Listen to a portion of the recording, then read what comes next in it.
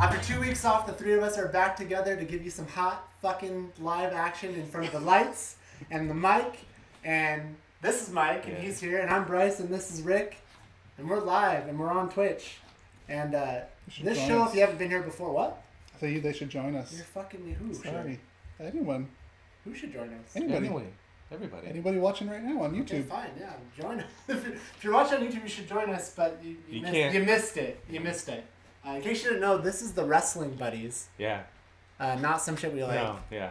Because the three of us are wrestling fans, and this person watched the Royal Rumble, and he's going to give thoughts on it. But I'll go over the whole spiel. So, yeah, if you're here right now, you know you're watching us live on Twitch. If you're not here right now, you're watching us on YouTube. And that means you know that there's videos that go up on Tuesday, Wednesday, and Thursday. 2 on Thursday sometimes. You never know. Depends on how much we fucking don't shut up. And then Friday, we put up the whole fucking video. And on Tuesday, you can just listen to us and not look at our ugly ass faces on someshitwelike.com. But for now, I don't know. I have bad news before we get into that. Yeah, I will not be here next week. I will be out of town. Out of town? Yeah. San Mateo. Oh. Going up north. Gotcha. Cool. Sweet skate park right by where we're going to be going to. I was just about to ask you, like, are you going to visit? Yeah. You're going to go to that one? Yeah, I'm going to that one. There's a lot of flat ground there. I can practice my ollies and shove-its and hit some banks. You should drive out to Russian River. It's younger time. Oh, it is. Started yesterday. So I won't be here next week. It'll just be you two holding down the fort. All right. But plus the Pliny season, isn't it? It's right now. Just started. I don't Today? know. Yeah, well, yesterday it started there. I haven't gotten a rundown of places here locally that are doing it yet. I keep looking, but I haven't seen. I'm sure Bottle Room will do it again. Yeah, they did it last time. That place in Orange. Again. I know they always do it, that deli. So, yeah. Excited about that.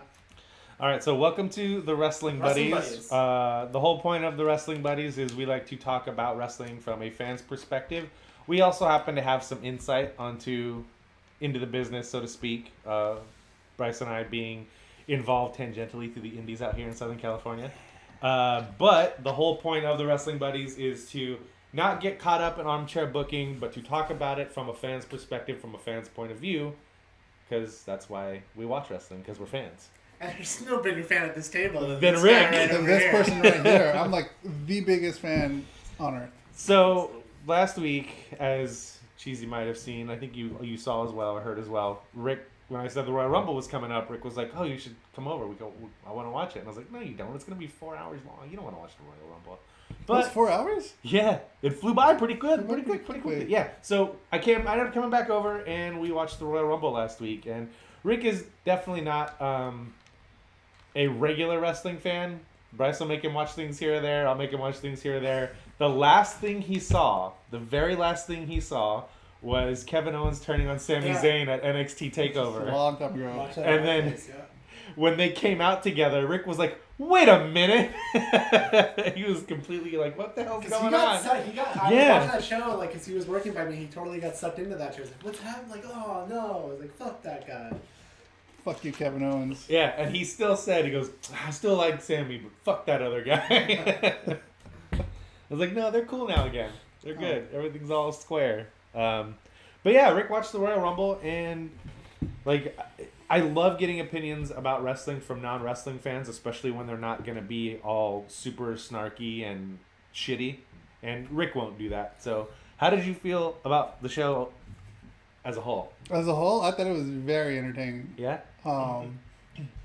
Yeah, it was like I'm not much of a fighting type of person. I don't really like to watch fights. Yeah. Just because like people get hurt, you know. That's why they call them fights. But like knowing from everything, like how long I've known you guys and how much you talk about it, like it was entertaining, you know. And then we've also had that relation to comic books as well too. Yeah. With wrestling, and it was fun to watch. I had a really good time. Like I just said, 4 hours. Like it went by quick. Like I was engaged into the show. Aside from that garbage triple threat match, everything moved pretty quickly. Do you think, was it the show as a whole, or do you think it was the Rumble? The show as a whole was alright. Okay. I mean, it was good. Because you've watched other wrestling shows. I've seen others. Like, not paid attention or haven't been interested. This is one that I've actually paid attention to and like actually kind of engage myself in. I've seen others, but this is one that I really got myself engaged. Probably because like, what was the first one with? The first one was with Kevin Owens. Kevin Owens, and as soon as I saw that guy, I'm like, no, fuck him. I hope he fucking loses. And he did. So like right from the first match, I was in. Yeah. So that match was very good too, man. Yeah. For Kevin being as hurt as it seems that he actually is, to keep going out there and working, like, good on him. But like, I kept sitting here going like, AJ can't win because I could kind of forgotten about Kevin's back injury, and I was like, there's no way AJ can win. It's 2-on-1, and I was like, but this close to Mania, they won't pull the trigger and put the title on and do something to where two people have to be champion this close to Mania. Yeah.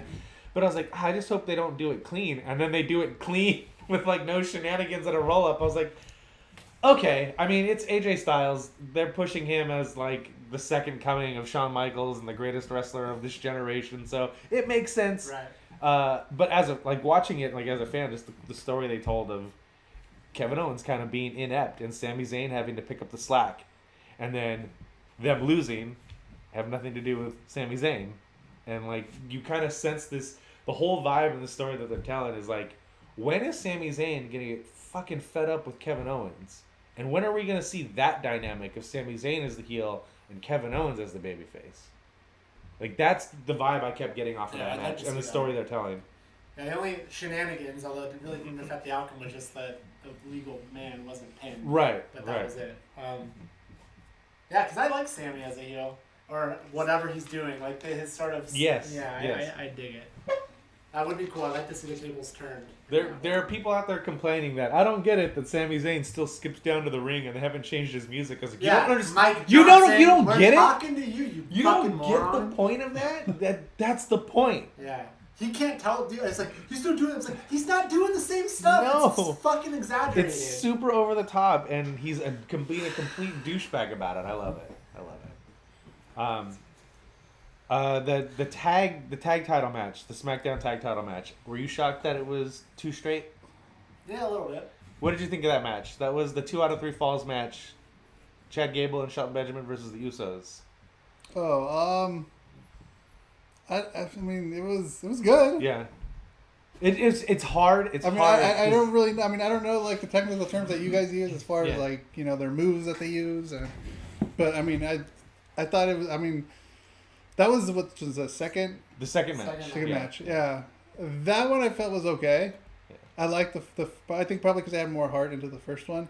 It was. But I don't think it was terrible. It was interesting watching Rick, and then like I was kind of having a conversation with you on Voxer through the whole show. Dan and I. Dan and I, and like I was like, the crowd's dead for this match, and it's bothering me because this match is really good. And then I look over at Rick, and I realized, I get it. It's because the first match had so much into it, story wise and even move wise. Like they pulled out some pretty big stuff, and to go from that hot of a match to something that you feel like might be longer and drawn out because it's 2 out of 3 falls, it just didn't have the same oomph that the first match had, and I think that's that another match suffered on its own, but because of that as well later.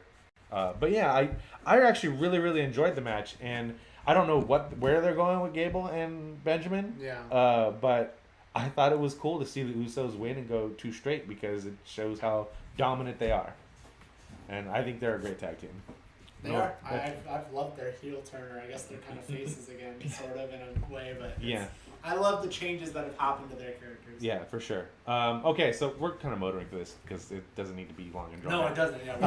Yeah. So the men's Royal Rumble match was next, and Rick, this was the thing he paid the most attention to, and it's because of the way that it was booked and the way that the stories they were telling in the ring. But yeah, like.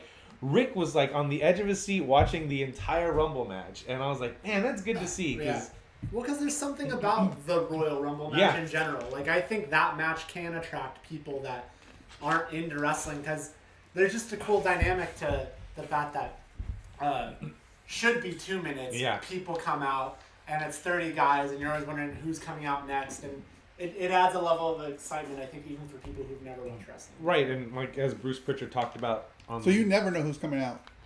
Sometimes people have an idea. So sometimes they'll do a storyline where like you're gonna be number one, and you're gonna have to fight your way through the entire match. So sometimes you get an idea of who might be one or two of the where they might be in the lineup, but generally for the 90%, 98% of the time, you don't know. Yeah. You just have a rough idea of who's gonna be in it. Okay. Right. You just don't know where they're gonna be. Yeah, the idea is as a fan, you're not supposed to know. Like it wasn't like there was some list of like, okay, this is number 15. Yeah. Like we don't know that stuff. Yeah. But like Mike said, sometimes they do a thing where you find out who 1 and 30 are. Yeah. Or sometimes they get a little too cute with the booking and two guys are feuding. Someone's 7, someone's 8. It's like fuck off. Or they do the demolition thing where they're 3 and like the tag team is 3 and 4 or something like that.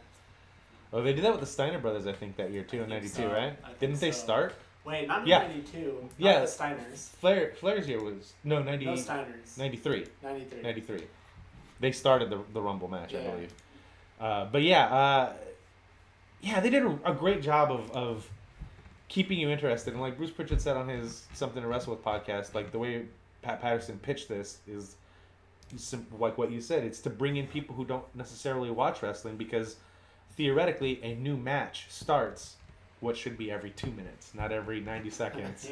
And it's so funny that in the men's match there was only, like I read that stupid numbers column and I told you about it, there was only one actual 90-second interval. The rest of them were either a little shorter, a little longer. There was like 6 minute 45s, and there was 4 that went over 2 minutes. That's insane. One that was 2 almost 3 minutes. 2 That's 2 minutes so and 40 funny. seconds. That's so funny. Yeah. I don't understand why I get that they have creative control or whatever, but I just don't understand why they don't okay, let's do a legit 2 minutes. Like, so what? Just fucking do it. And sometimes you want to let something breathe in the ring that's Sometimes, happening. yeah, of course. Or if something's not going well, Yeah. all right, get the next person out there. So the winner of the Royal Rumble was Shinsuke Nakamura. Rick seemed pretty into his style and everything that was going on. Yeah. I thought the right people were in the Final Four. I have to say this. So I was, it's related. I was, what was it, like a week ago, my dog was having some health stuff and we had to go to the vet and her vet is there and we were there back-to-back days. I was at my parents' house and we were sitting around and I don't know what we were doing and I threw on SmackDown on the DVR there. Oh, God. And so I had it on and my dad sees Shinsuke and he goes what are they letting gay people wrestle now too? And I'm just like, what do you mean? It's like, look how he moves around. I'm like, he is not gay, Dad. And I'm sorry if that's putting my dad on blast. My dad is not someone that's anti-gay. But that was his first thought. And I'm just and now I see him and I'm just thinking my dad's words are in my the head. big sparkly rock star letters they put across the screen. Yeah. But I think my dad's he sees the haircut, he sees the weird shit that he's doing all the time, and I'm just like, wow, all right. That's funny. So sorry. Yeah, Shinsuke's awesome though. Yeah. I'm not upset with him winning. I was hoping it'd been Finn Balor though. Yeah, I think I was too. But you know what though? Him or Nakamura, I would have been fine with. I would have loved for it to have been Balor, but in hindsight, I'm really glad that it's Shinsuke because I think it's something that he needed. I think it's a breath of fresh air. Not if they keep fucking doing this stupid entrance bullshit with him. Well, yeah, and I don't know if you and I have talked about it that much, but I can't not stand how they call him the artist. They were just calling him the rock star this week. The ring announcer on SmackDown announced him as the artist under Shinsuke, and then which I fucking can't stand, and then that rock star crap, it just the moment he came up, it's King of Strong style if you want to call him anything. Why is he the artist? So not fucking Japanese Prince. He was getting super stale for me in NXT because there was nothing to his character. He was just eccentric Japanese guy. And that's what they're doing with him on SmackDown. He's just an eccentric Japanese guy. But in that feud with Samoa Joe, they actually started adding dimension to his character. They did the same thing with Asuka. She was just generic Japanese girl. But the stuff with Ember Moon and with Billie Kay and Peyton Royce, they started adding dimension to her character. Yeah. I hate that they have to start over again. I understand why they'd want to start over again, moving to them. I get it. But at the same time, you brought them up at a time and a place where the crowd knew who they were. Crowds that are following are going to go, oh, they like them, we're going to like them too. Just move forward. Yeah. Go on.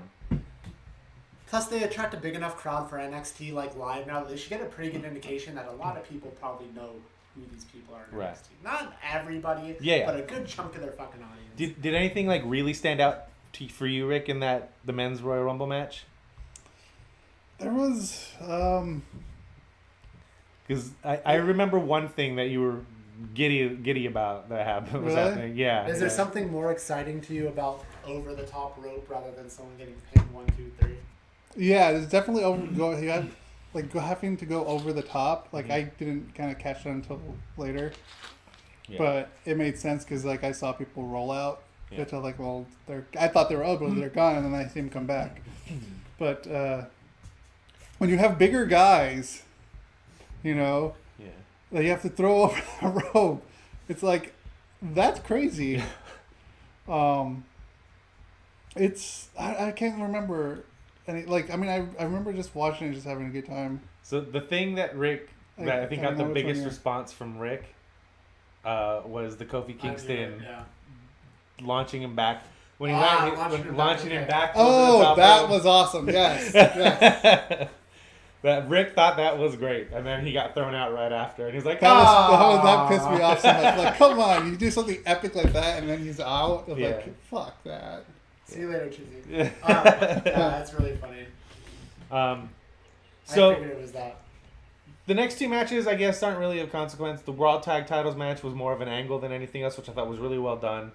And the Triple Threat Universal Title match was garbage. Yeah, just how do you have a bad match with Kane? Like, and then the next night, like, you get to beat the shit out of Kane for 5-7 minutes. How does it not come across as cool? Like, I don't understand that. It was like watching Bray Wyatt having a bad match with Matt Hardy. How do you have a bad match with Matt Hardy?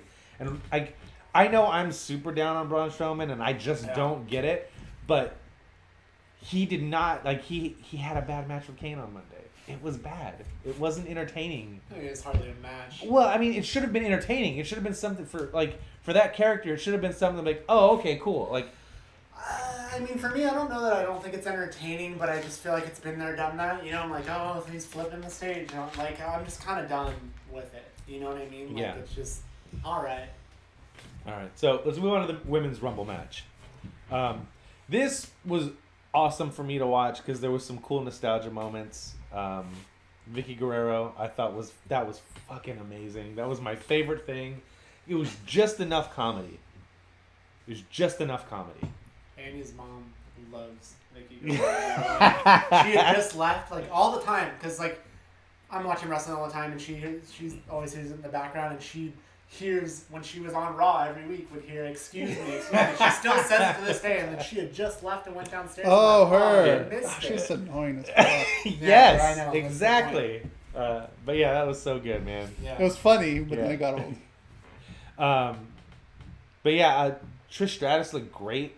And, like, when she came out, I was like... I think you called her Trisha Stratus. I was trying to remember her name. She looked great, and then I was looking, and I was like, is that new gear? I don't remember that gear. Why would she get brand new gear made for a one-night thing? Like, is there something... Like, is she going to be coming back more frequently? That would be really cool.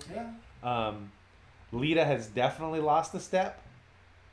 Yeah. Like, I don't think the fact that she was wearing pants that were so fucking baggy helped. I mean, that's what she used to wear all the time. Not that big. Oh, yeah. I don't think they were that. These look way bigger to me.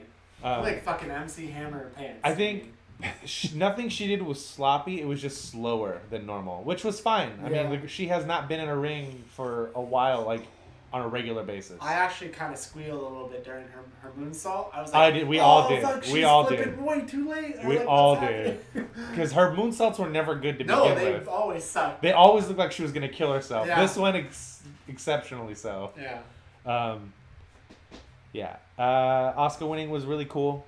Again. Like Asuka. You don't like Asuka? She was too showy. I told him, like, dude, you haven't experienced her. Also, but again, I haven't watched any. Also, right now, you're not supposed to like her. That's the whole point. Right. She's supposed to be an arrogant jerk. Yeah, the women's match was really incredible. It surprised me when that was like the first one ever. Yeah, and the main event of the show. Yeah. That one was crazy too. Yeah. That was crazy too. Paige for staying in for so long. Paige too. wasn't in the match. Sasha, you talking Sasha, about? yeah. I kept bringing up Paige because I kept saying that's why they need to stop using Paige's music. That's what you said. Yeah. her being in there for that long Yep. was crazy. Just Yeah. like and even in the men's match with that guy being Balor, being in for that long. Like that's crazy. How much energy and stamina you need to be in that ring for so long. Like that's a lot. And it because the ring has give and because it is not solid. Like it's like when you go to a convention and they have like the foam mats under the carpet, you get tired faster because you're having to work harder. So because there's give to the ring, moving around it is harder than running on a treadmill or running outside. And it takes a lot out of you quickly if you're not careful. Mm-hmm. So seeing those two performers and other performers, there was some women in the match that went 40 or 45 minutes. There was a couple of men in the men's match that went 40, 45 minutes. There was like a good handful of people in both matches that were in there for a very long time. Some in there for a little bit too long, like Michelle McCool and Kelly and I'm not gonna sit here and criticize anybody's body, but like Michelle McCool, like something about her looked like it's like she's turning into SpongeBob or something. You know what I mean? Like she's skinny in tremendous shape, no doubt about it. But like she looks square. It was just weird. I don't know. She kind of always has. She always a little bit. It's just way it's more just her like body pronounced. her structure. Very different, and she can't control that. But yeah, I really, really liked the women's match. I thought it was. I mean, it wasn't as quote like spectacular as the men's match was. Yeah. But they weren't. They were booking the matches completely differently. Yeah. I feel like with that match too, the audience was kind of like shaky at first. Yes. And then as it progressed, like you saw them getting into it. Because no matter what like your thoughts are on whether the women's match should have went on last or not, like that aside, I mean, with the men's rumble, in my opinion, like the crowd climaxed like that, because a lot of times that's the big thing. That's what everyone's waiting for. Like you and I have talked about, like I don't even think, you mentioned this and I agree, I don't even think the fucking title should be defended at Rumbles. It should be about the Rumble. Yeah. And so the Rumble, for so many years, there hasn't been a women's Rumble.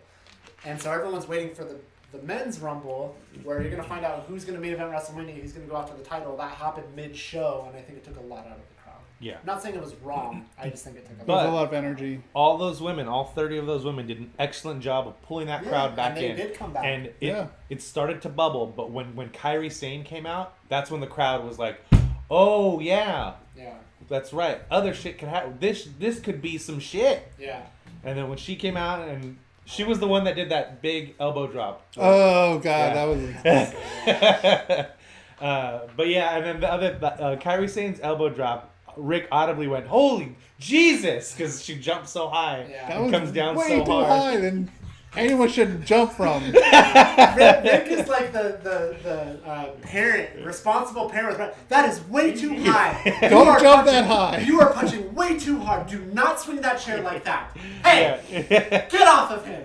Like that's Rick's version of being a wrestling fan. Knock it off. It's insane. It's insane, man. It's insane. The other thing that Rick... She's insane. The other thing Rick really liked in that match, similar to the men's match, was the Naomi stuff, where she landed on the barrier and then got on the chair. God, that was hilarious. That was. And then she got chucked right after too. Yeah. All that work and. But yeah, I thought that was good. Yeah. Again, so the pick I wanted Nia Jax to win that match. But again, I'm not upset that Asuka won. Like I mentioned it to you in Voxer, like as somebody who grew up like coming across Japanese tapes at the video store or from friends who parents had some who also like wrestling, or family co-workers that like wrestling, and seeing all these amazing Japanese performers, and then in the mid-90s seeing those Japanese performers come over, and even guys like the Great Muta in the early 90s not getting the due he deserved as being one of the greatest and being champion somewhere.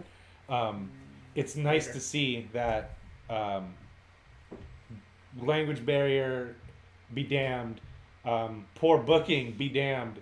Asuka and Shinsuke Nakamura. Oh, she doesn't speak English? It's not their first language. Okay. So them being so popular with the crowd and being able to engage the crowd in such a way that they can't sit there and go, well, we can't book them in a main event. The crowd's not behind them. The crowd is obviously behind those two performers, and it's great that they're that engaging, and they mean that much to the crowd to where WWE has to be like, it only makes sense. And like you kept saying like, oh, the matches, the winners are kind of predictable, and like not knocking it. It's just like sometimes we like to have like an unpredictable finish to the Royal Rumble. Yeah. Like, who's gonna win this match? But when it comes down to the final 10 guys or girls now, and you see it's like, oh, it's obvious because that's what they've been kind of pushing. Yeah. And it's not necessarily a bad thing at all. And I think it's great that the obvious people won this year. But I think it makes the most sense this year that the obvious people won. Yeah, totally. They did a better job of it, I think, in the men's match because it came down to 4 guys that were any of those guys could have won. It would have been fine. Yeah. But the women's match, it was like the Bellas and Asuka, and I'm like, the Bellas aren't winning. I forget who else was in it. But I mean, I don't watch the show, but I do know that that's kind of what they've been pushing on Total Bellas is that they're coming back to be a part of the company all the way through Mania. So. Given that's another place that they push the women's storylines on television, that made complete sense. Yeah, I think it would have been better if... We know, though. Yeah. We know, like, the Bellas aren't main right. WrestleMania. Get Get out of here. Yeah, that's just not happening. Get out of here. And then also, like, I felt like Asuka winning was just a little too telegraphed. I would have been much happier if Nia Jax... Like, again, I'm not right. happy. But Nia Jax would have been one, or Sasha Banks for me, I think, would have been good if she would have won, too. But it's fine. It's totally fine. I'm happy that she won. I'm not complaining at all, even though it sounds like I am. So if I think next year, if they really want to get back on track with the character specifically and use that match to do it, put Bayley in at number 1 and have her go all the way. Yeah, get that character back on track. And that's the other thing that's really, really awesome about the Royal Rumble too, because in one night and in one match, you sometimes can completely rehab a character, whether it's more than one, whether it's someone throwing out a shit ton of people. Being in there for a really long time, or fucking winning. You know, was it like 3 years ago or whatever when Jericho came back and it was like not a surprise thing, but he hadn't been on the road and he came in for the Rumble and then was in the match for like 45 minutes and like it was not that people were cold on Chris Jericho because he's fucking Chris Jericho, but it was one of those things like, oh cool, Chris Jericho being in for a few minutes and get pitched and have everybody had a good time seeing Chris Jericho, and then he went 45 minutes. And then coming out of that, like, they started pushing him because the crowd was like, oh, crap, he, 42 years old, can still actually really do this. Awesome. And it helps. And it doesn't just help the winner. The Royal Rumble can help. Rusev is number 1 contender for the United States title now. He was number 1. He was the big guy, the Bulgarian guy that came out. The guy sung him to the ring, called Rusev Day stuff. Yeah. He's another one. He's number 1 contender for the U.S. title now. And, like, he was... number 1 in the Rumble, and he was in there for a while, and he's so engaging in the crowd. He's so entertaining, and the crowd is so behind him. Even though he's a bad guy. Right? No, that's Elias. Oh, Elias, he's good too. Right, yeah. Elias Sampson. I still call him Elias Sampson. I hate this one name bullshit. But yeah, he's another one that had a great showing in the Rumble, and when they cleared the ring, I was like, something good's gonna happen right now, and then his music started, and I was like, this is going to be good. Rick liked that, too. That was another thing. That was awesome. Speaking of the name stuff, this is on topic, but off topic a little bit. Like, the one name crap, I started thinking about, like, is Andrade Cien Almas going to get called up and, like, oh, well, there goes his name. He's going to just be Cien or Almas. He's going to be Cien Almas. They'll drop the Andrade. Oh, God. They'll drop the Andrade. Stupid.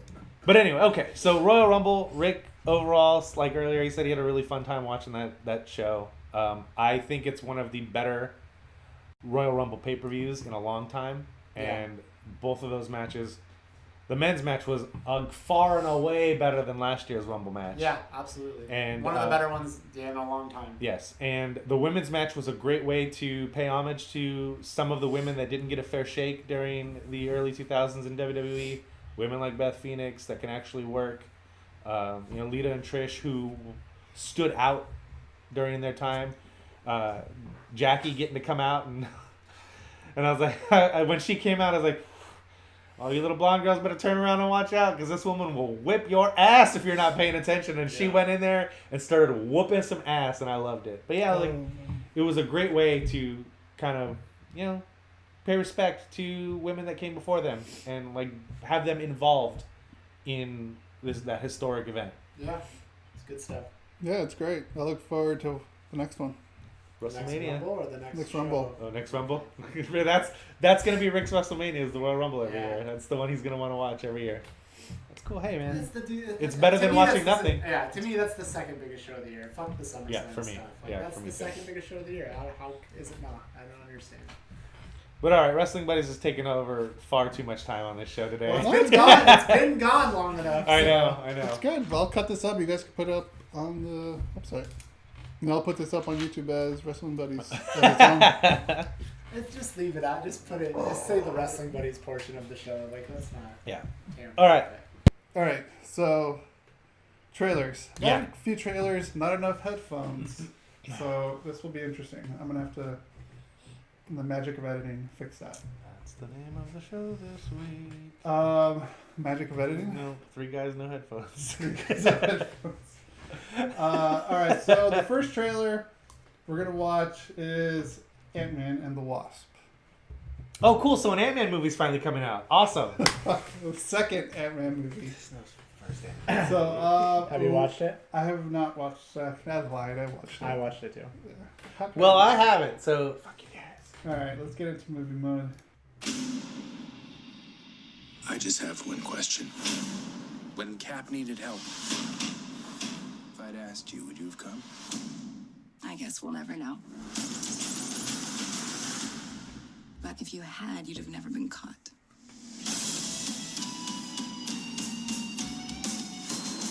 I do some dumb things, and the people I love the most, they pay the price. Thanks to you, we had to run. We're still running. Let's go.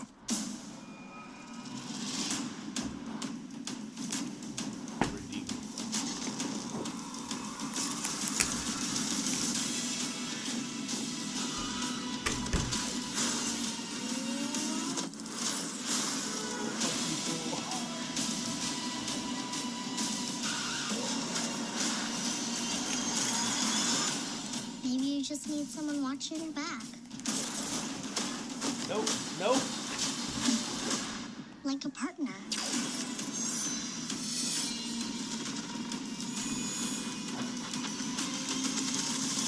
Hold on. You gave her wings and blasters. So I take it you didn't have that tech available for me. No, I did.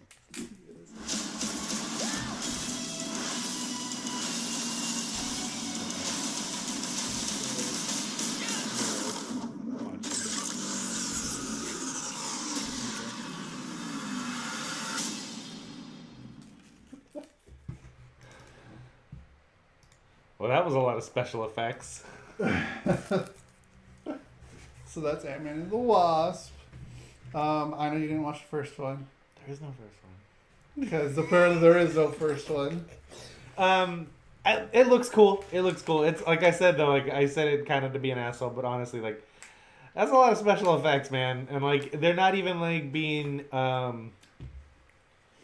cute or funny about it. It's like we just shrunk the building. We just shrunk the building and walked off with it. Check this shit out. Woo! I thought it was funny. It looks cool. It looks nice. It looks Um, cool. I like Paul Rudd. So whatevs. Yeah, I'm a fan of Paul Rudd, and he was like the first one that I thought was really good. It does exist. It was really good. Very happy with the second trailer. So Or this with trailer, for the second one. Yeah, for this trailer for Ant-Man and the Wasp, and I already forgot it was coming out this year. I think I did too. I was like, that's Since pretty I haven't seen the first one, you guys need to help me out here. Does the vibe? I mean, it does from the trailers, but from the whole movie, does the vibe seem completely fucking different? I feel like it's hard to tell. Are you talking about like from First one to this one. I feel like it's hard to tell because I feel like the trailer's just trying to show a lot of the big stuff. Yeah. You know, and then the first movie is is a lot of him getting introduced into being Ant-Man, basically. You know. I mean, even like the initial Ant-Man trailer and this trailer for this movie is just. It feels like Iron Man 3, where it was like, check out all this big shit we're doing. I feel like this feels more epic. Mm-hmm. For sure, but I mean, they kind of covered. We're done with all the introductory crap. Like he is Ant-Man, he knows what that entails. Yeah. So connection to Civil War. Yeah.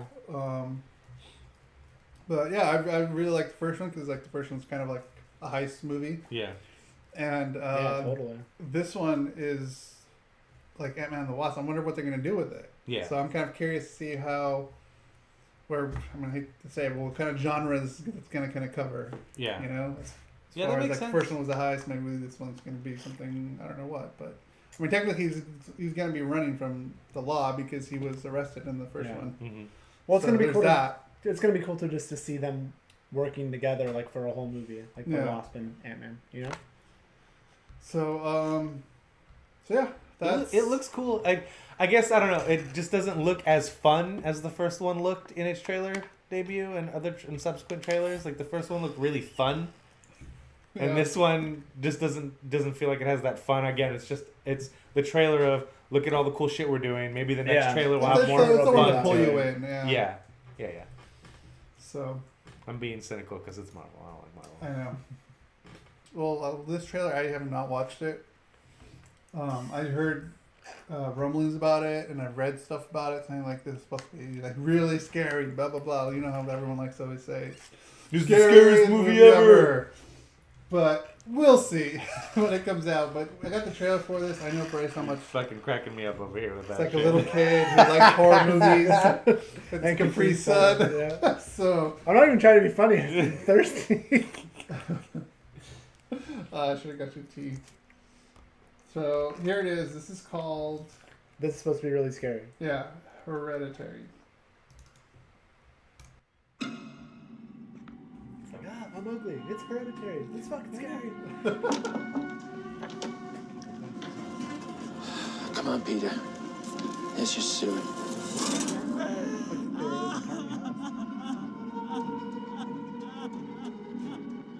It's heartening to see so many strange new faces here today. I know my mom would be very touched and probably a little suspicious. My mother was a very secretive and private woman. It's Grandma. You know you were her favorite, right? Even when you were a little baby, she wouldn't let me feed you because she needed to feed you. She was a very difficult woman, which maybe explains me. I recognize you from your mother. What? Sometimes I swear I can feel them in the room.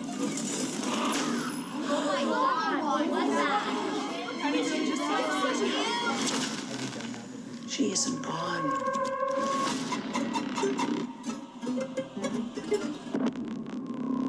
She had private rituals, private friends. Who's gonna take care of me? You don't think I'm gonna take care of you? But when you die, She wasn't altogether there. At the end.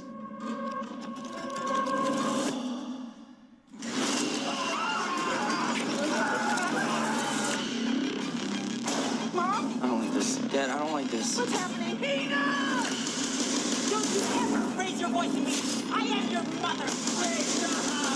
Mom, what's happening? Make it stop! Make it stop! I just don't want to put any more stress on my family.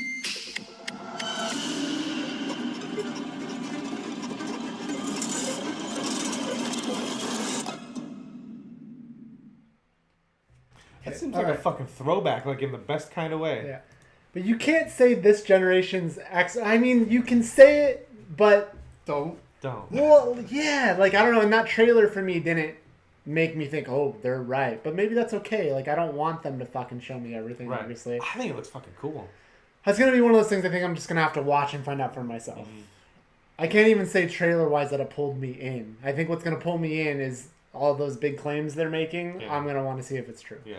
Kind of felt the same way, and also it didn't help that they practically used the music from Mother's I was just trailer. gonna say, did they steal Like, the what the fuck? sound editing from Mother? So that definitely pulled me out from the trailer. Yeah. I'm only gonna see this. And the Not Nintendo alone. Switch, fucking. But did the trailer even really scare you, or are you? No. You're saying so? That's like Like so the you're, trailer didn't scare me, but you're saying you don't want to see it alone because of what Just their in claims. case. Their claims. just in case. But yeah, I don't like that they. It seems more like a thriller than a horror movie, so I like that. You guys know where I stand on that anyway. So Yeah. It looks interesting, but at the same time, like I said, it kind of pulled me out with that At this point, literally plucking of the violin strings. Like, come on, dude. I like the stuff they showed, like the way it's shot and stuff. It seems like I said, like a throwback to a psychological thriller in the best kind of way. At this point, though, I feel like I would only be The seeing Witch, that. like... I'd only be seeing that. I'm talking for the claims that the movie's making. Okay. He complains the most of people interrupting, but you are the worst when you do it. Are the worst. So I saw The Witch. And so this part, like, that's what he does. It's so you funny. saw The Witch? Anyways. Yeah, I saw The Witch. Isn't that movie kind of polarizing, right, for some people? It wasn't good. In my opinion, it was just not good. It's supposed to be like a horror. But is it something to do with, like, the end? The end, like, spoiler alert, in the end. I kind of don't care. Like, she basically is, like, gets naked and then walk into the woods with the rest of the witches and, like, chant and shit. I'm like, I don't know. I didn't like it. It's like she became the witch. She became the witch that she was or is. And, yeah, it just wasn't there, in my opinion. So I'm kind of hoping maybe this was better. Okay. That's why I'm also like on the fence about this. I think it looked cool. I'm the outlier here. That's right, because it was from the creators of The Witch. Creator and producers of The Witch. Gotcha. Yeah, that one didn't really do me well. I don't remember if Ryan liked her because I saw it with him in New Jersey. I don't remember if he liked it or not. I think he was confused too. Unsane. I think this is a movie that was apparently shot on the iPhone. Did you know there's a band called Unsane that has a song called Scrape? It's a punk song. It's like a rock song. It's on Tony Hawk's Pro Skater 1 for the Bales video. Mm-mm. Okay, sorry. I also didn't play Tony Hawk. No, the first one. So, I don't remember. I'm not going to claim it, but I think this is a movie that I heard that's supposedly shot on the iPhone. I'm not sure.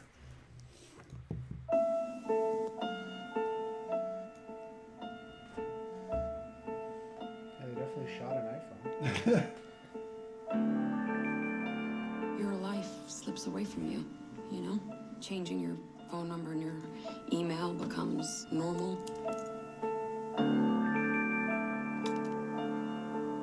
Taking out a restraining order, normal. Relocating to another city, normal. But you still see your stalker everywhere? Rationally, I know this is my imagination, but I'm alone in a strange city, and I never feel safe.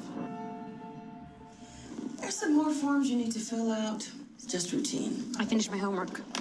Sawyer Valentini, please follow me. Well, look, I don't have a lot of time. I should be back at work, so what am I doing in here? Take off your clothes down to your underwear.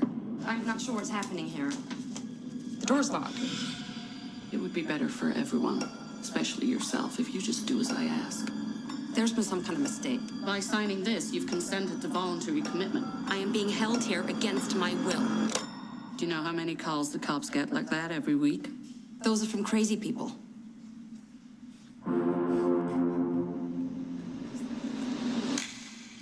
Again.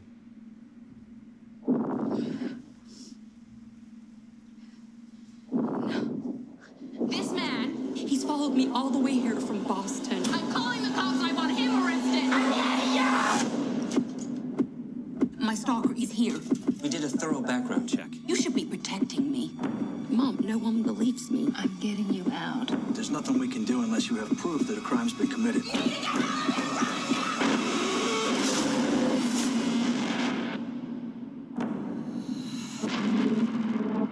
I must be insane. I must be insane. My mom didn't pick up last night. Hello? I must be insane. What happened to her? A dead body was discovered. I must be insane. I must be insane. I must be insane. I must be insane. I'm not crazy! He's here. Or maybe it's all in my head.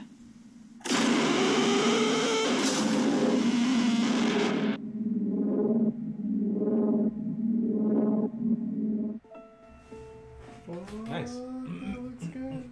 Again, say it about action movies and the horror movies. Now that they're bringing back psychological thrillers, Seems like I love it. I fucking love it, man. This is good. I'm pretty sure that's the one that was on the iPhone. Yeah. Okay. That looks really cool.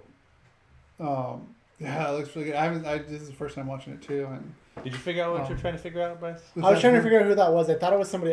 It's Claire Foy. I recognized her. I thought it was somebody else. I can't remember the name of the show, but Emily. It's not her. I forget her last name. I think What? I know Who like you Emily think I or thought it Emma. was? Yeah. I don't know. What the fuck was it called? She was on the show Shameless that I watched for like the first season, played a certain character. Then she got a bigger show or a starring role in a show on ABC that I don't think is on anymore. I'll put it right here.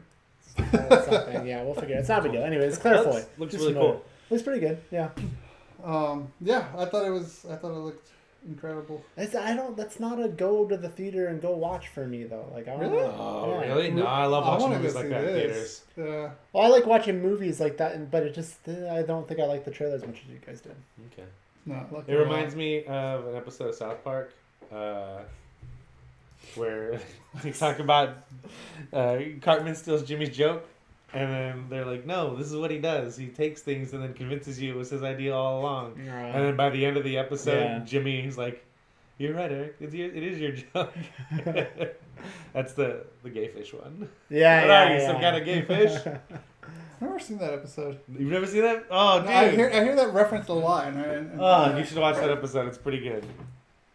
It's almost as good as their Inception episode. Yeah. That's one of my favorite episodes they've That's a done. good one.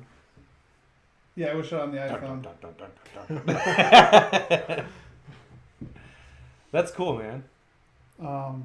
So it'd be interesting. I'm really I wanna see interested, that. technical wise and story wise. It looks good.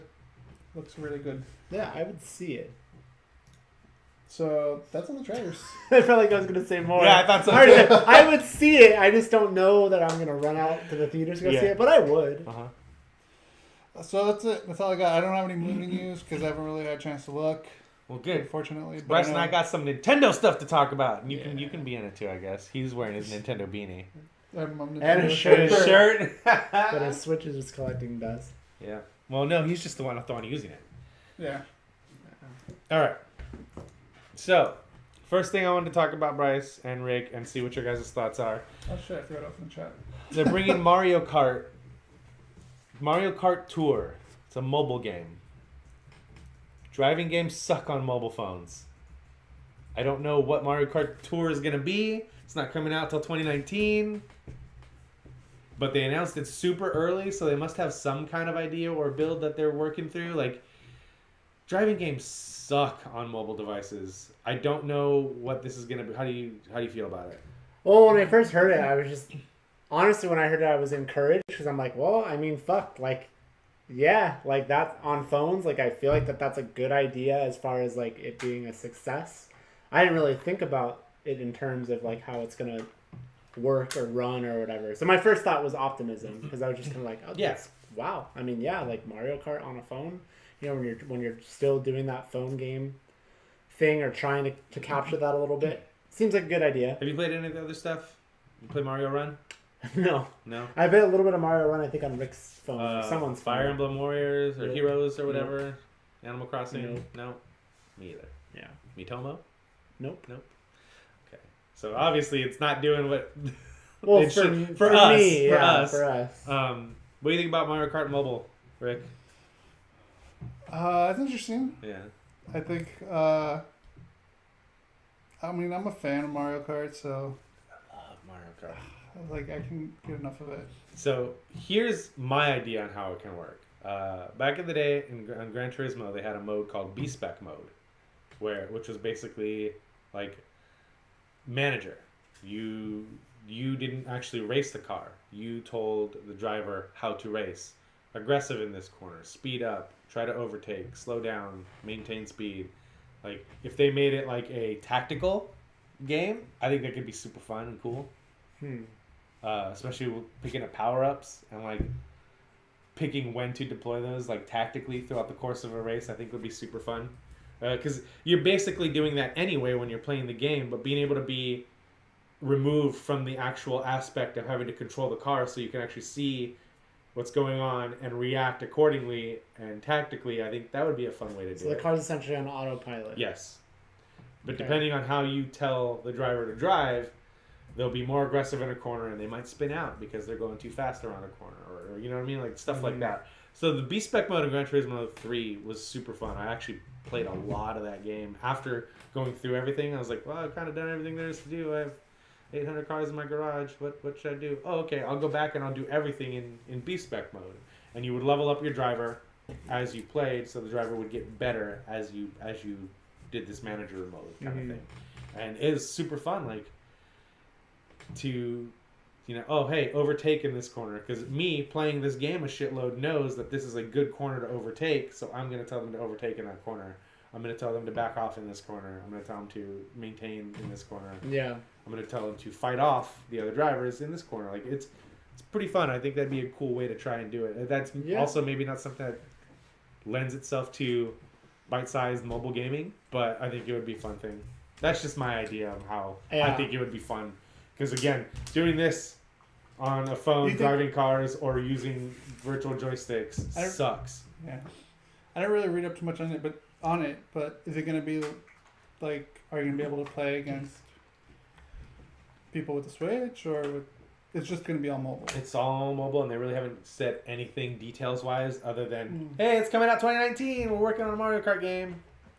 Which is always cracks me up to watch people at websites try to spin out a 1,000-word article out of, hey guys, we got a game coming out in 2019. And it's like, Mario Kart first showed itself on the Super Nintendo Entertainment System on the 1992. I can't stand that and shit. blah, blah, blah, blah, blah. This will be the 9th iteration of the game. Like, no, shut up, stop it. Just, hey guys, Nintendo announced they're doing a Mario Kart for mobile. It's called Mario Kart Tour. It's coming out in 2019. Those are all the details we actually have. Don't make anything up. Yeah. Don't make any right. Assumption. Right. Assumptions. So yeah, I just thought it'd be fun. Like, I just wanted to say like what I think could work and give my ideas. Do you have any other ideas that you think that might work, or not really? Because I didn't really think about it. You know, I mean, my first thought is there's a digital button and. I don't know. I haven't really done it. I mean, I guess it depends on if they made it pretty loose to where like maybe you could like turn in a subtle way where you're not in public or somewhere going like like this. There are actually some driving simulators on phones that are like that, but they're just not fun. Yeah, like, it's just not fun to do that because you can subtly go around a turn, but then when you get to that 90-degree hairpin and you have to hit the brake, you do have to get some good action going so the car turns. Like, it's just it's weird. I don't know what they're gonna do. I won't say excited. I'm intrigued to find out how they play it and what they're gonna do and where it goes. We got a whole year to wait at least, so it says in the fiscal year ending in March 2019. Okay, so it could come out this year.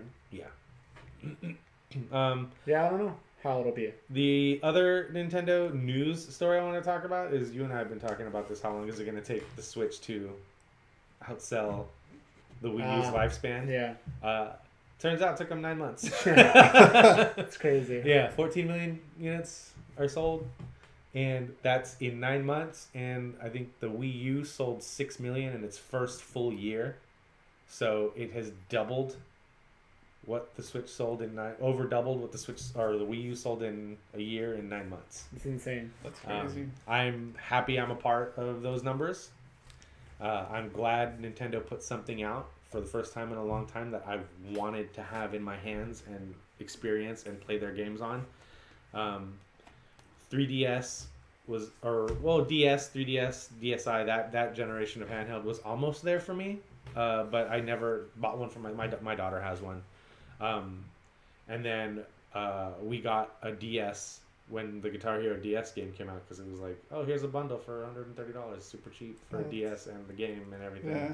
And I actually had a lot of fun with that game for the I forgot about 50 or 60 hours I played of Guitar Hero on tour, like doing this, which was actually really fun. That was just on a regular DS? Yeah. Oh, okay. But, I mean, there hasn't been anything since the GameCube that I wanted to get, and the only reason I got the GameCube, it wasn't even for Nintendo's first party games. I played a little bit of Luigi's Mansion and I really liked it. I did not play Wind Waker at all. I didn't play Sunshine for more than a few hours at a friend's house.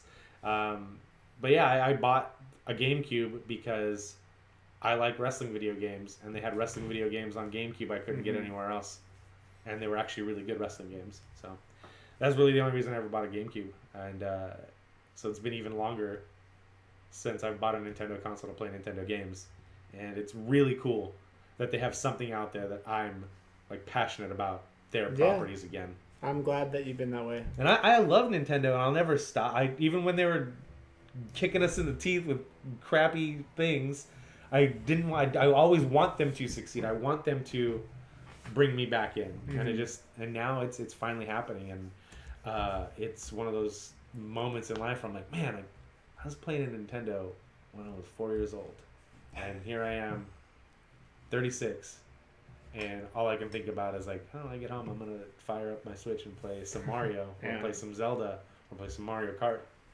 And I think that's a really cool thing to have going on right now. Yeah, it's awesome.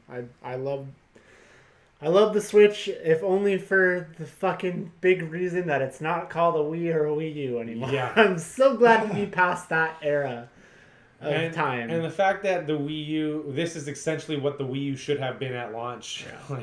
And obviously they were prototyping, and obviously it was one of those things where it's like, well, we can put this thing out like this to where it has to be linked to the console. Yeah. Well, that seems cool. And you and I both like, that seems really fucking cool. Turns out you can't get too far away from the console, though, before it takes a crap. Right. So, but yeah, it feels like that's what I mean by being kicked in the teeth. Like, people who adopted the Wii U right out of the gate. And like, you know what? Fuck it. Nintendo, Wii U. Yeah, let's do it. Let's do it. It feels like, hey, this is what you should have gotten 5 years ago. Yeah, like we were prototyping and beta testing. It's funny. Yeah, Wii U is probably the only system of theirs that I bought where I don't even want to say I regret buying it, because I still had fun experiences on that system, but it was the first time where pretty quickly into the system's life I was kind of like, pizza! I was like, pizza. Pizza! Yeah. It just where I'm just kind of like, you know what? Like, was this really like their next? Was this really like their next system? I don't know, because I had a lot of fun on the Wii. I mean, I fucking loved my Wii at first. I love my Wii every night. I stroke it. No, anyways, I had a ton of fun on my Wii. Like, I really did. And then after a while, like, it got a little long in the tooth, and obviously I got to a point where I'm like, there's a lot of games I want to be playing that I'm not getting to play because I can't on the Wii, and that's when I got my PS3. So the Wii U really is the only set, like GameCube. I fucking love the GameCube. Like, I mean, Wind Waker is fantastic. I didn't like Sunshine from what I recall. I really, really loved Wind Waker, and I loved a lot of games on GameCube. So for me, you know, like, I had fun on the Wii. Didn't really like it. Like, I'm just like, oh, God, really? Do we have to have this stupid fucking name? And then the Wii U comes out, and we still have this stupid fucking name. And then on top of that, the system was just kind of lackluster. You know, it's just nice to be in a period where it's like, we're past that era. I like now, too, that their approach to stuff is essentially, you could pretty much do everything you could do on a Wii and a Wii U on the Switch.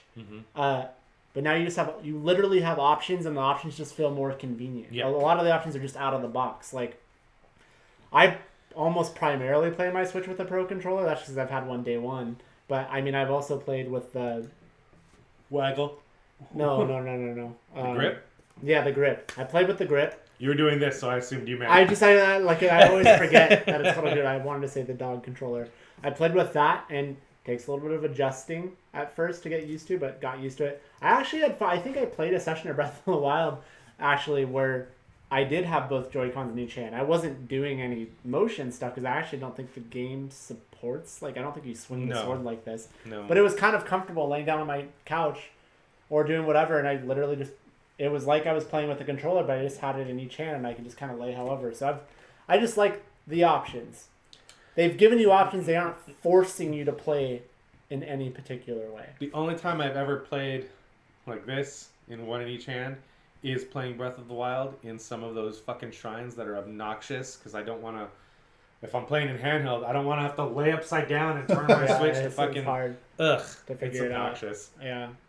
Sometimes it's little stuff. I'm like, okay, fine, I'll put my Switch like this then. Yeah. And then I can kind of get it. So, yeah.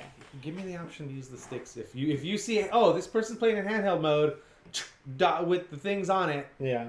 let me use the right fucking stick. To I mean, it's fine. I would, yeah, it'd be nice if that were an option, but I don't mind little motion things like that. Like, it's whatever. You're just like tilting it's stuff. it's so obvious that this was a Wii U game because you can't touch the screen to do anything in it. It seems like the one concession they made putting it on the Switch is like fucking gyroscopes, bro.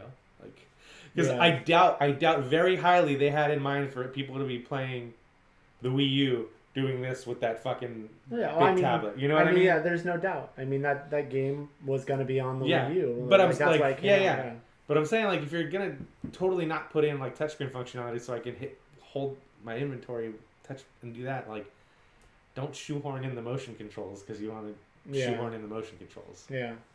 It's fine. That's the only time I've done that. Yeah. So I don't know. And it's literally been where I pop off the right one and I'm just... Yeah. All right. Honestly, though, like, it's not a bad experience. Like, it's really no different than playing with the grip. It's just like you're not like this. I have a weird disconnect like this. I mean, you could literally just lay or sit however you want. Like, it's just kind of I don't know. If I'm laying down, it's like this. Oh shit! I hear you. It's not even that I played that way to lay down. I don't know how to describe it. I know what you're saying. I know what you're saying. It's like I'm sitting. It's not a bad experience. I'm sitting here like this with my hands at my sides. I don't have to. Yeah. Yeah, I get it. It was just not a bad experience. It can be comfortable for sure. It can be comfortable. So, I'm really happy to see Nintendo. Like, this is the most so glad. GameCube. Like, this feels like the GameCube era to me again, or like a Super Nintendo. Like, this feels like an older Nintendo era to me again. Yeah. I guess for me, like, it feels like the N64 era. That was the last time I was like, oh man, Mario Kart. Yeah. Ocarina of Time, Majora's Mask, Mario 64. Like, I didn't have a lot of third-party games on the N64 because you didn't need them. Mm-hmm. I mean, yes, I had the wrestling games, and those were great fucking wrestling games. I had weird games like Wet Tricks, which is one of my favorite N64 games ever. Probably one of my top 10 favorite games of all time. Oh, wow. Yeah, it's a fucking amazing game. Tetrisphere was a different take on Tetris. I loved that game too. Like, but what it boiled down to was all I ever really played on my N64 was Mario Kart, Ocarina of Time, and Mario 64. Like, you get later in the I didn't play. I wasn't a GoldenEye guy. Wasn't a Perfect Dark guy. I fucking love Perfect Dark. Wasn't a Turok guy. None of that shit. My friend had Turok. I didn't get it. I played GoldenEye. So I'm way more of a Perfect Dark guy though, for sure. But yeah, I'm so happy that, like, I mentioned it to you on Voxer, and I might have mentioned it on the show too. Like, firing up this Nintendo console, it feels like going home again. Like, it's just it's like a comfortable shoe. Like, oh yeah, hey, this fits good. This fits great still. This feels good. Yeah. Like, why did I ever stop? Yeah. Using this thing. And speaking of that, and feeling like you've gone home again and you know what's going on, like, Mario Odyssey, you guys. Holy shit. It's awesome, right? Like,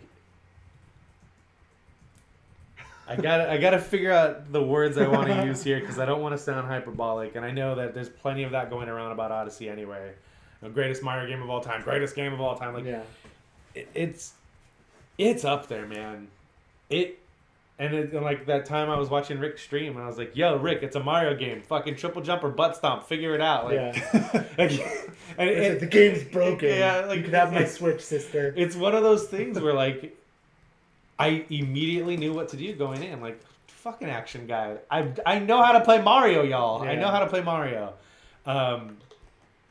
And for all the talk about the motion control and, like, doing the homing and the big area of effect and the homing thing, like, honestly, don't be a jackass and fling your Switch, but let go of this controller and just flick your wrist. Yeah. And the Switch, the whole Switch moves, but you get the throw you're trying to throw. Right. And I don't even think I honestly did that much though. But yeah. I used it in the Woodland Kingdom because there's the shit on the floor, and I was like, I don't want to keep hammering on this fucking button. So I'd stand in the center and go, and then I'd start moving, because I haven't played, so I have not seen how this looks on a TV yet. I've only played Odyssey. I got it on Thursday. I've only had it for 2.5-3 days.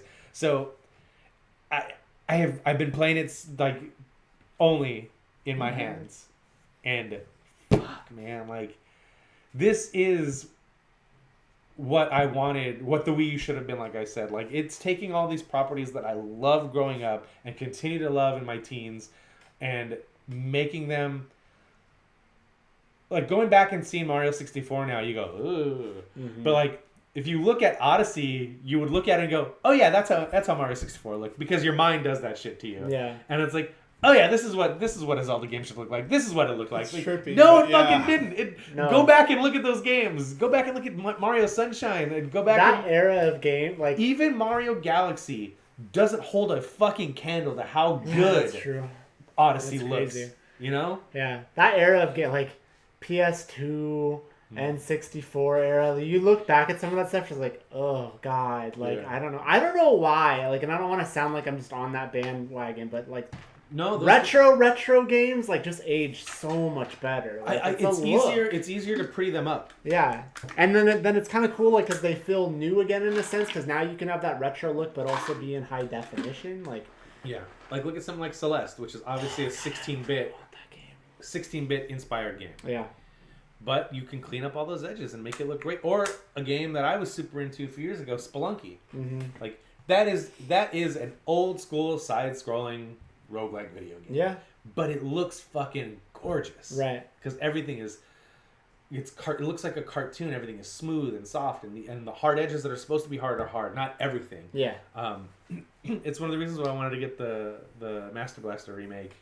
Oh. Because of how good it looks. But it's like, no.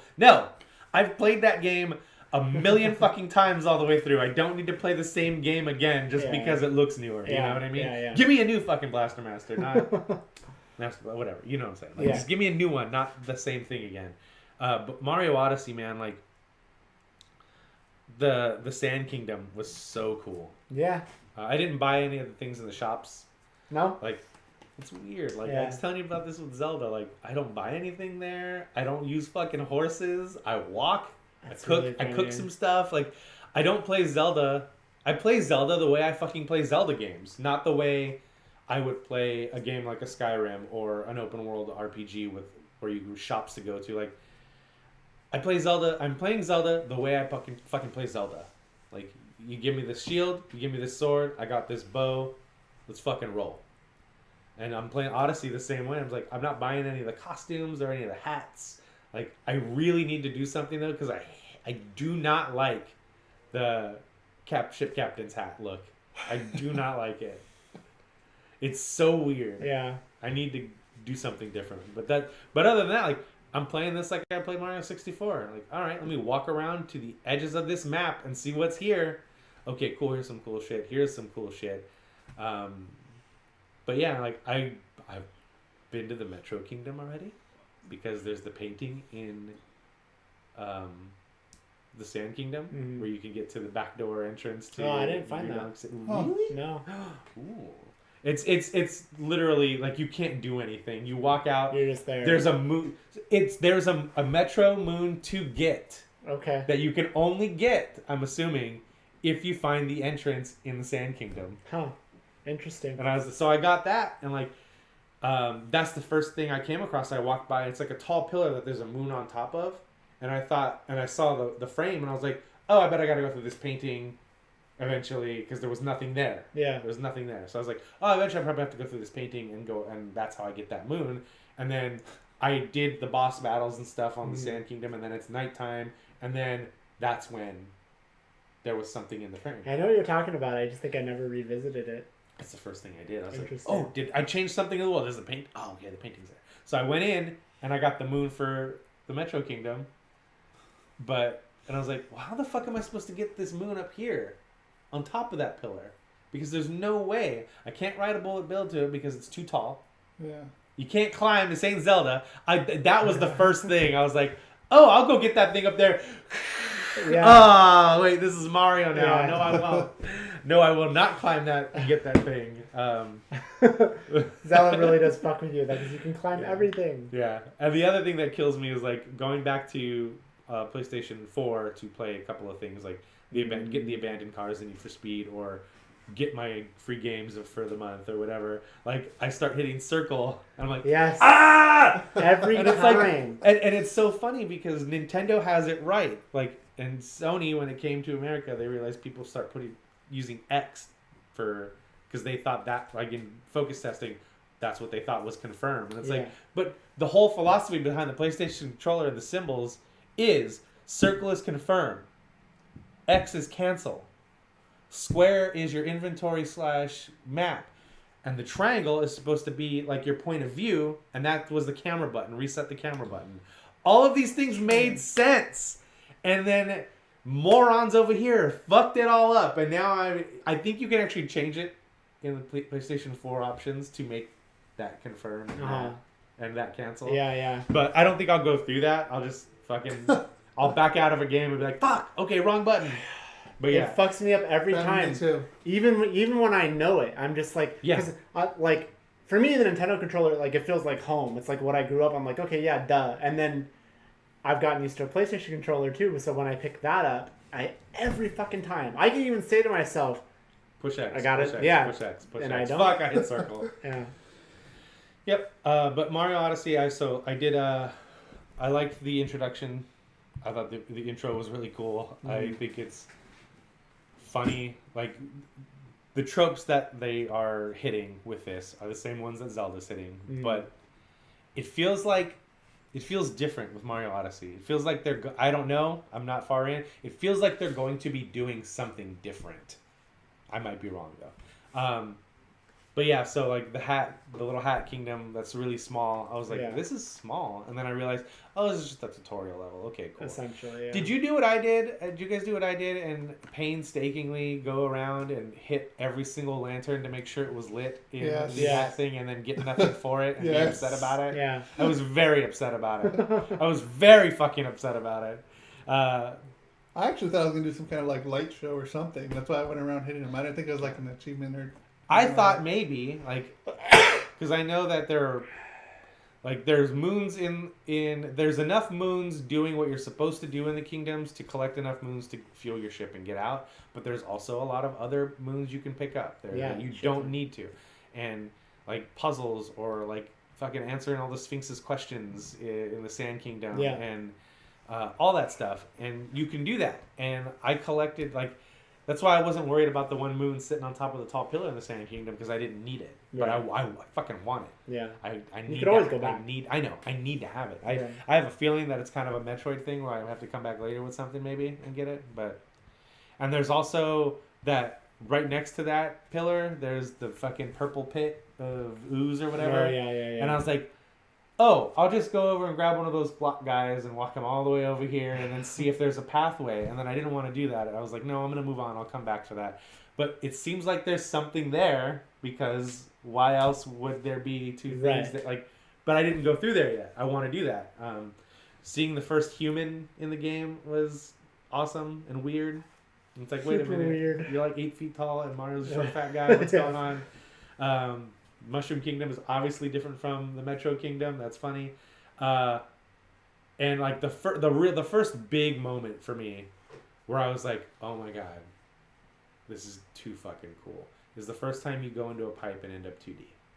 And you know it's gonna happen because you see it there. Yeah. So you know it's gonna happen. But the first time you walk through that pipe and come out and I'm like, oh my god. It feels so good. Oh, yeah. Seriously. Oh, yeah. Oh, God. I fucking love those portions of the game. Yeah. It's... Because it almost feels like you're seeing something you're not supposed to. Because it's like, this is old Mario, but it's fucking new. It's updated. Like, what the fuck? But it still has the old look to it. Like, oh, I love it. So much detail attached to it. I want to go back to the Cascade Kingdom because I really like the aesthetic of that place. Yeah. And I want to go back and check it out some more. But I got caught up in the thing I always get caught up in Mario, and the same thing that always gets me in Mario 64. It's like I want to know what's going on with Bowser and Peach. I want to figure this shit out. I want to move, always be moving forward. Yeah. Because that's the way I play Mario games. Yeah. Even when you have the options to do other stuff, it's no, that's not pertinent. I'll come back, and I never do.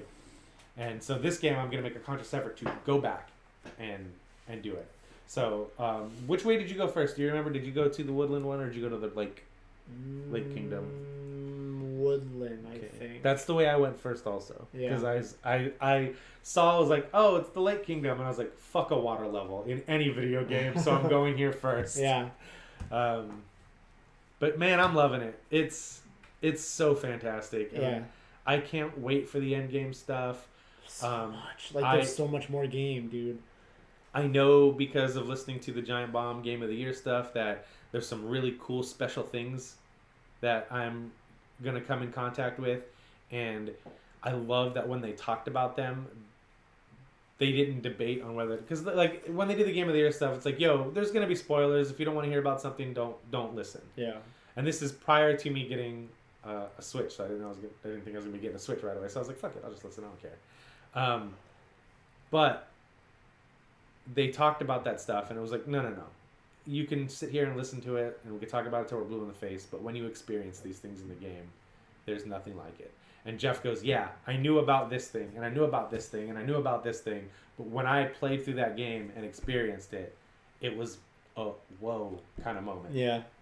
And yeah, the 2D thing was like that for me right out of the gate. Yeah. I totally forgot they had mentioned that there was paintings in the kingdoms that you could jump into. So when I came across that first painting in the Sand Kingdom, I was like, "Oh yeah!" I didn't even know. Really? Yeah. And you're like way farther than I am. Yeah. I don't know. He's way farther, but he's farther. I mean, he's past the Lake Kingdom, isn't he? Because so. he's got to be. Because I feel like the last time you've truly played is when you got frustrated and decided the game was broken. The stuff I watched him play. Past is way past where I am. Okay. Already. Yeah. But yeah. You have different, yeah. I'm excited. Like, Brad Shoemaker kept talking about the Luncheon Kingdom, and I'm super fucking hyped to see that. But yeah, I'm completely in love with this game, and I almost wish I would have bought it instead of Breath of the Wild first, because I think Mario would have been a top contender for my top. It would have been in my top 5 if I would have played far enough into where I felt okay in doing that. If I had put a good 10, 12 hours into it or whatever, I'd have felt comfortable putting it up even if I hadn't finished it yet. You don't feel like Zelda would have creeped up now that you're way more... Because you've been playing the shit out of that and seeing a lot more. It would have creeped up, but I don't think it would have made top 5 for me. Okay. I fucking love that game. Because, like, I had a long period of not playing it because I just other stuff. And then I played Mario to get credits, and then I've dabbled. I always fuck that up. That's good. With the B. Yeah. Yeah. I always want to say dabble for some reason. But yeah. I dabbled with some of the post-credit stuff, but haven't nearly, explored that as much as I know that I can. And then I'm like, I need to fucking play Zelda. Like, it's been too much time. I need to jump back into the game that I already had done a decent amount in, but I need to jump back into it. And now I'm, like, obsessed with Zelda again. I'm enjoying what I'm playing, but I'm not enjoying it because it's a Zelda game. Does that make sense? You know what I mean? It's like this could be anything. This could be a new Skyrim game. This could be a new Dragon Age game. I am enjoying the Zelda stuff. Like I told you, the first Divine Beast, like I was like, and that was like 12 or 15 hours into me playing it, where I felt like, oh, this is a fucking Zelda game. Yeah. This is some Zelda-ass Zelda shit right here. Yeah. But, again, I haven't done any of the other Divine Beasts yet. But the stuff I'm enjoying about it is not the Zelda-centric stuff. It's new to Zelda now. Right. But the reason I'm enjoying it is because, like, I do shit like this in a bunch of other open-world RPG-style games, and that's not knocking it at all. That's saying, like, yo, you guys fucking nailed it. You got that shit right. Yeah. But that's not, like, oh, I need to play Legend of Zelda is not why I'm playing it, really. I'm playing it because I see that. It's the Zelda stuff that... I haven't done a lot of the Zelda stuff. I've done a good chunk.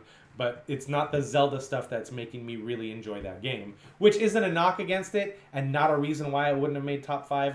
There's a lot of other little tiny gripes I have with that game. But I really, really enjoy what I'm playing. Like, I could nitpick to death, and I could... I eventually probably will when I talk about it as a whole when I've finished it. But yeah, I'm loving that game too. Yeah. And but yeah, Mario Odyssey is fucking amazing. And the last thing I want to say about Nintendo, unless there's anything else you guys have to say about Zelda or Odyssey or anything like that, Rick's over there producing, so I'll keep going. 1, Nintendo, stop being so fucking creepy. And 2, keep being creepy. Email from Nintendo. Oh, hey, we see you're having fun with Zelda Breath of the Wild. Did you know the DLC is out? You can totally get that now, and blah, blah, blah, blah, blah, and you can have this and this and this. And I was like, don't personalize emails. Don't. And then yesterday I got an email from them. Hey, happy birthday. Here's 300 Nintendo Platinum points. Thank you. Keep being creepy that way. That's fine. And then also... I don't get any of those emails. It's so You don't? weird. No. Also last night, enjoying Super Mario Odyssey? Let the fun begin. Here's a free wallpaper for your desktop. That's so funny. Yes, I'm enjoying Mario Odyssey. Stop being so creepy, Nintendo. I don't get any of those emails. I just checked. Weird. Cool. Maybe I opt. Maybe it's Maybe filtered. or you opt out. maybe I just decided not to get like random emails. Yeah. I like it. It's fun at the same time, though. It's like, yeah, motherfucker. This is like my same complaint. Remember my big thing when I got a PS3? I was like, why am I not getting the fucking weekly store thing? Yeah. It's like the same thing. But It's yeah, funny. really digging it. I'm so excited to be happy about a Nintendo product right now. I just can't wait to see what else that they do and show and what else the system. I don't know. I'm really excited for stuff. Like, I can't wait.